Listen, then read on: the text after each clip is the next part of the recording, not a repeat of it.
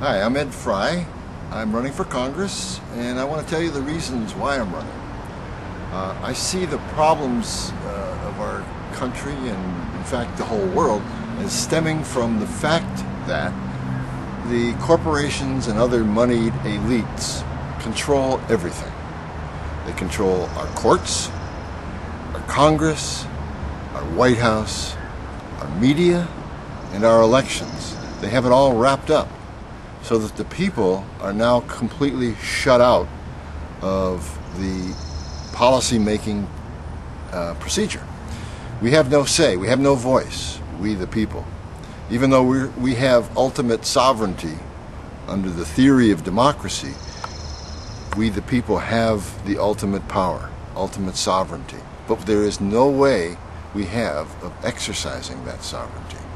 So what I propose, and the reason why I run for Congress, is that we create a national conversation and open up the government to make it transparent and open to all.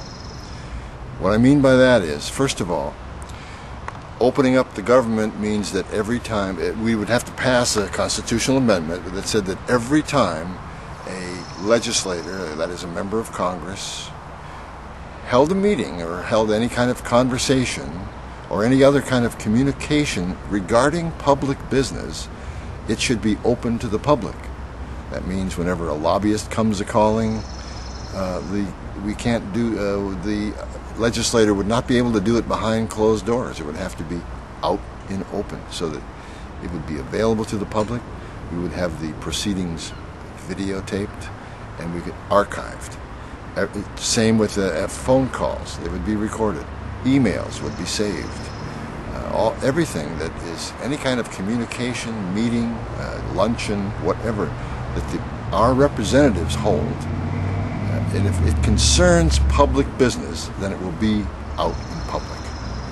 Why shouldn't we do it that way? That way we will know what is being said, and by whom, and to whom, and how much is being paid or offered in exchange for laws being passed, and so on. How much campaign contributions. In other words, this will stop that process in its tracks, because no one is going to be willing to come out and say, "Look, Senator, if you will simply pass the law that we've written for you, here it is. We will send you a $100,000 campaign contribution." That's not going to happen anymore. If it has to be out in the open. The second requirement, the second amendment that I propose to the Constitution would require all federal elected office holders, the President, the Vice President, all members of the Senate, all members of the House of Representatives, to step forward in separate televised forums every 30 days across the table from a citizen or that citizen's appointed proxy spokesperson. If you want to take part as a citizen, you put your name in the hat. If your name gets drawn, you get to sit across the table from President Obama or Senator Box or whoever for 30 minutes for a real conversation where sound bites won't work for the politician, where you have follow-up questions, where you have, in other words, genuine dialogue for the first time. Because press conferences don't allow genuine dialogue, town hall meetings don't allow genuine dialogue. In a typical town hall meeting, you've got 20 people lined up to ask questions.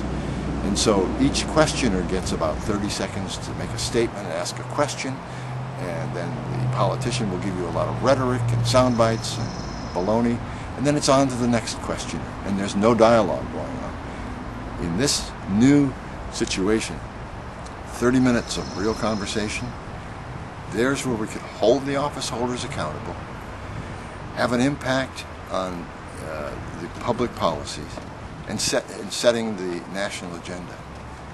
Real public participation. And if your name got drawn and you felt a little intimidated to sit across the table from President Obama, you could appoint Rush Limbaugh to speak for you, if that's where you are on the political spectrum.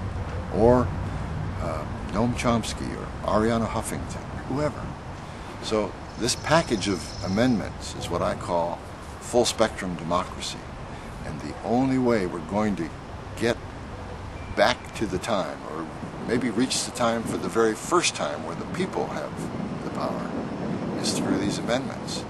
So I ask you to help me. If you believe in this, if you believe it's a good way to go about setting policy, it's a good way of reaching a common sense, common understandings, then I need your support. I need your help in order to just to get on the ballot, because I need 8,600 valid signatures just to get on the ballot as an independent.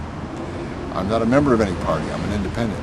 And Sam Farr, the incumbent, only had to get 4,000 signatures. I need to get 8,600.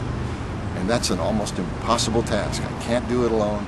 So what I ask you to do is to download the petition form that's on this website, circulate it among your friends and whoever would be willing to sign just to put me on the ballot and open up the political dialogue.